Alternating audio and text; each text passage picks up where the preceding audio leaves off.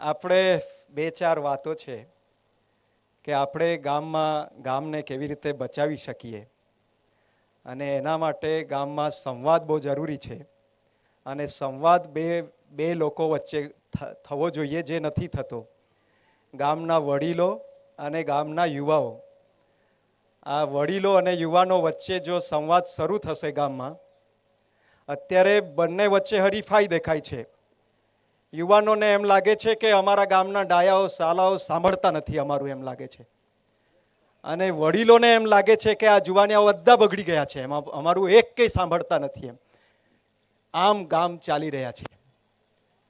એટલે આપણે હવે જો કંઈ ગામને કંઈક નવેસરથી સારી રીતે આપણા વડીલો પૂર્વજો જે રીતે જીવી ગયા હતા અને આવનારા જે કંઈ પ્રશ્નો, આ રાજ્ય વ્યવસ્થાએ ઊભા કરેલા પ્રશ્નો, આપણે જાતે ઊભા કરેલા પ્રશ્નો, એ બધામાંથી જો આપણે નીકળવાનું હશે તો એક જ રસ્તો છે, આપણે સાથે ભેગા થઈને સંવાદ કરીએ, વાતચીત કરીએ ગામમાં જ. અત્યારે એમ થાય છે કે ના, ફલાણો સરપંચ બની ગયો, અમારી ટોળકી એને નહીં સહન કરે એમ. એટલે બે ત્રણ ટોળકીઓ હોય ગામમાં, ગેંગ કહેવાય ને, ગેંગ. એવી બે ત્રણ ટોળકીઓથી ગામો ચાલતા હોય છે અત્યારે. એવી ટોળકીઓ ધર્મમાં પણ છે. ત્રણ ચાર ટોળકીઓ એક ગામમાં ફરે. એના એકના અનુયાયી ઓછા નહીં થવા જોઈએ. સતકેવલમાંથી એક પણ ઘર બાકાત નહીં થઈ જવું જોઈએ. એના માટે બરાબર ફિલ્ડિંગ ભરે સતકેવલવાળા.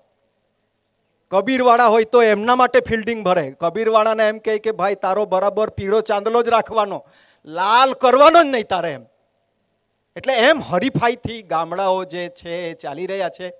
ધર્મની હરીફાઈ, રાજનીતિની હરીફાઈ, અને એમાં બિચારા બાપડા અમારા ગરીબ અભણ લોકો, જેમને આ રાજનીતિની કંઈ સમજ નથી પડતી, જેના ધર્મ સાથે કંઈ લેવા દેવા નથી, એ બિચારા પેલા બે ત્રણ પાડાઓ લડે છે, એમાં પીસાઈ મરે છે.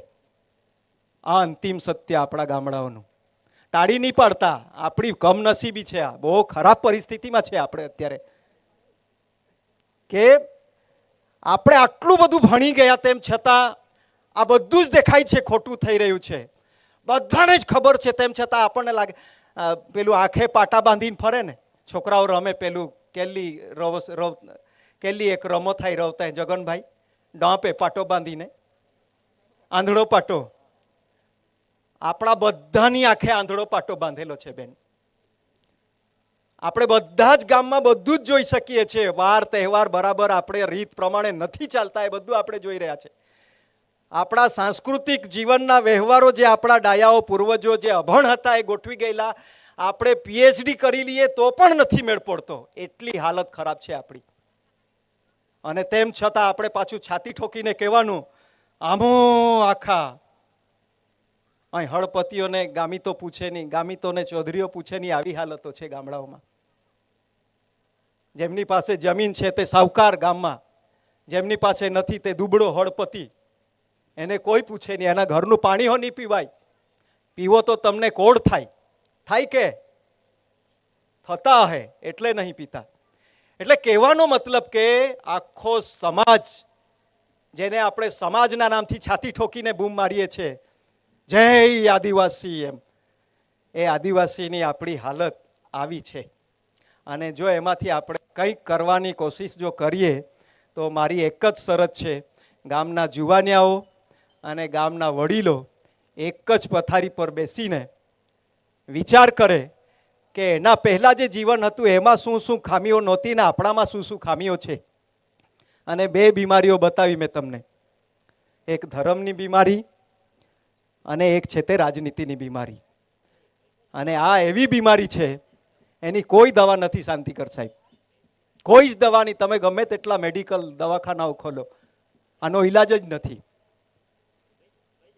એટલે એવી પરિસ્થિતિમાંથી આપણે જો નવા સમાજની રચનાની કોઈ કલ્પના કરવાવાળા જો આપણે થોડા ઘણા જો ભેગા થતા હોય, જેના દિલમાં એમ લાગે છે કે મારા સમાજનું કંઈ પણ થવું જોઈએ, કંઈક તો થવું જોઈએ, એવું જે લોકો વિચારે છે, એટલા જ આ લોકો ભેગા થયા છે. એ સિવાયનાઓને તમે ભૂલી જાઓ. એ પેલી બીમારીઓમાં સપડાયેલા છે. આમાં બી હશે થોડાક બીમાર, ઘણા બધા બીમાર બેઠેલા હશે આમાં હો, પેલી બે બીમારીઓ વાળા. એટલે એવી પરિસ્થિતિમાંથી આખો સમાજ જઈ રહ્યો છે. અને એમાં આપણે બધા હવે શું કરી શકીશું? મતલબ કે નાવડી તમે સમુંદરમાં પાડી દો, જહાજ સમુંદરમાં ઉતારી દો, અને પછી અધવચ્ચે જઈને જહાજ કોઈ પથ્થર સાથે કે કોઈ બીટ સાથે અથડાઈ જાય અને જહાજ તૂટી જાય, પાણી ભરાવા માંડે, અને જેમને તરતા આવડે એ પહેલાં કૂદી પડીને ભાગવા માંડે, અને જેમને નથી તરતા આવડતું એમાં અંદર રહી જાય. એવી હાલત છે આપણા સમાજની.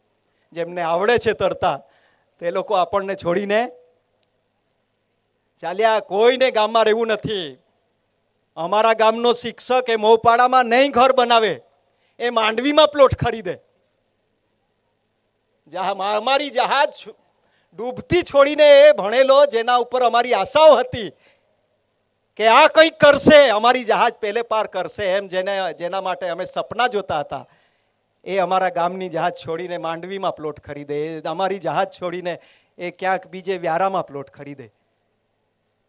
એવી હાલતમાં છીએ.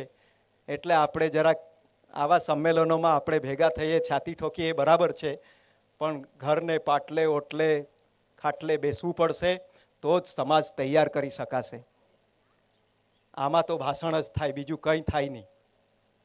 અને થોડા ઘણાને આપણે નચાવી લઈએ એટલે આપણે છાતી એમ ગદગદ થવા માંડે કે અમારું બધું હા હા હા હા એમ થવા માંડે. પણ નાચવાવાળાને ખબર નહીં, અને પેલા બૂમ મારવાવાળાને બી ખબર નહીં. પેલો ઈસુને વધ સ્તંભે ચડાવે છે અને બોલે છે બિચારો કે શું કરી રહ્યા છે, એમને ખબર નથી, માફ કરી દેજે એમ. તેવી હાલતમાં આપણે બધા છીએ. એટલે જ્યાં સુધી ભણેલાઓ, જેમને જહાજ હંકારતા આવડે છે, એ જ્યાં સુધી પોતાના ગામની જવાબદારી નહીં લે, ત્યાં સુધી આ જહાજ ડૂબી જવાના. કોઈ ભગવાન આવીને એને પાર પાડવાનો નથી.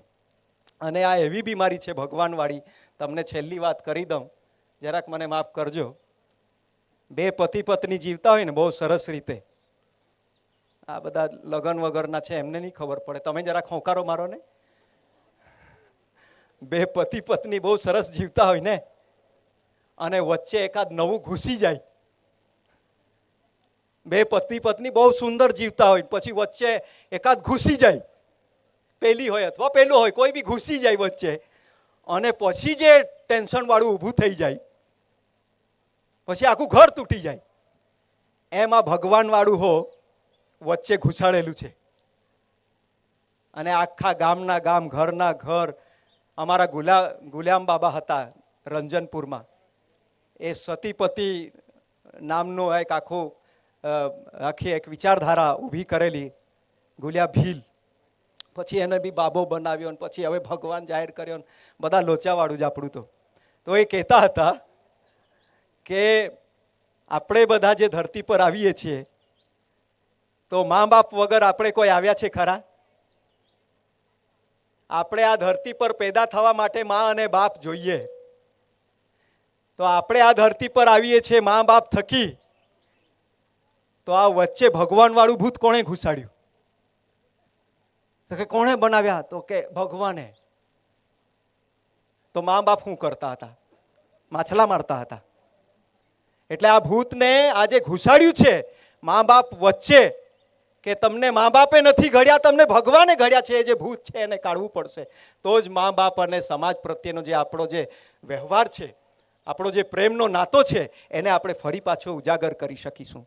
અત્યારે શું થયું છે, ઘડનારાઓને સાઈડ પર મૂકી દેવડાવે છે, અને તમને આણે ભગવાને ઘડ્યા છે એની સેવા કરવાની, એને પ્રેમ કરવાનો, એના માટે જ બધું કરવાનું, એમ આપણને પનારે પાડીને આ બાજુ લગાડી દીધેલા છે. એટલે પહેલી બાજુ આપણે બધા બિચારાઓને ઠેકાણે પાડી દેતા છે. આ બધું આખું બગડેલું છે, અને એ બગાડમાંથી આપણે કેવી રીતે બહાર નીકળીશું, એના માટે મેં જે તમને કીધું કે આપણે ખાટલે પાટલે અને ગામડે ગામડે જ્યાં સુધી ભણેલા લોકો એમના ગામની જવાબદારીઓ, અત્યારે શાંતિકર સાહેબ રસ્તે વાત કરતા હતા કે એમણે જવાબદારી લેવાની કોશિશ કરી છે એમના ગામમાં પાટમાં, તો કંઈ રાજનીતિ ચાલવા માંડેલી છે, શરૂ થઈ ગઈ છે. એટલે આ બધું આવશે પડકારો, પણ જવાબદારી લેવી પડશે. આટલો જ સંદેશો છે 33માં આદિવાસી સાંસ્કૃતિક એકતા મહાસંમેલન, ગુજરાતના સ્ટેટના સંમેલન માટે મારો એટલો જ સંદેશ છે કે ભણેલાઓ પોતાના ગામની જવાબદારી લઈ, અને ડાયાઓ અને જુવાનિયાઓ એક પથારી પર બેસે, અને આ ભગવાનવાળું ભૂત એને જરાક થોડાક સમય માટે બહાર મૂકે. ઘરની પરસાડીની પહેલી બાજુ સીડી એમ કહે અમારે, તમારે શું કહે? ઘરનો પછવાડોવાળો ભાગ અમારે સીડી કહે. કામ વગરની વસ્તુ સીડીમાં મૂકી દેવાની. એટલે આ જે કંઈ કામ વગરનો સામાન છે ઘરમાં, એને તમારે ઘરની પરસાડીની બહારના ભાગમાં થોડાક સમય માટે, થોડાક વર્ષ માટે કાઢી મૂકો, તો જ ગામડાઓને સુધારી શકીશું. બધાને આપકી જય, જિંદાબાદ, જોહાર.